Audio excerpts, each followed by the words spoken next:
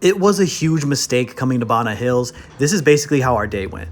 We started out with a 25-minute long cable car ride. It's the only way to get to, well, I'm not even sure what to call this place. It's a hotel, yes. Is it a 100-year-old French village in Vietnam? Yes. Is it also an underground theme park? Yeah, it's that too. Well, whatever you want to call it, we checked into our hotel room and put on our warmest clothes. I know it's Vietnam, guys, but bring a coat. And then we started exploring, and we realized you never really know what you're gonna run into here. We thought we were entering a castle, and that's when we found this underground theme park area. We had no idea this was even here. This was a huge surprise to us. But what wasn't surprising was the massive line for the Alpine slide. I've seen a bunch of videos about this. We decided to skip it. So instead, we returned to the surface and got some food and saw a huge castle in the distance. We ended up going inside, and it was a Pop Mart, which is my girlfriend's favorite store, so she went crazy there. And literally, we just continued aimlessly wandering around. This place has so many cool spots, and by the time we got back to the main court, it was basically empty. That's because anyone without a hotel room has to leave by a certain time, so we went back to all those places with huge lines and got to ride the Alpine slide finally during sunset.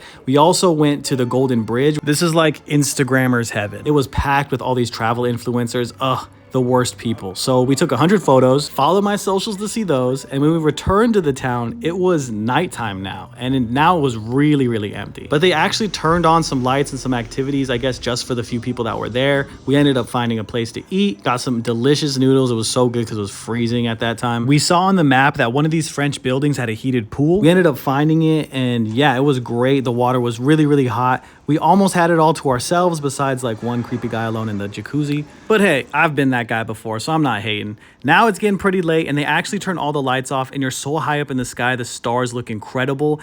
But our romantic star viewing became a horror movie. We were passing through some clouds, and if you've ever played the game Silent Hill, it felt just like that.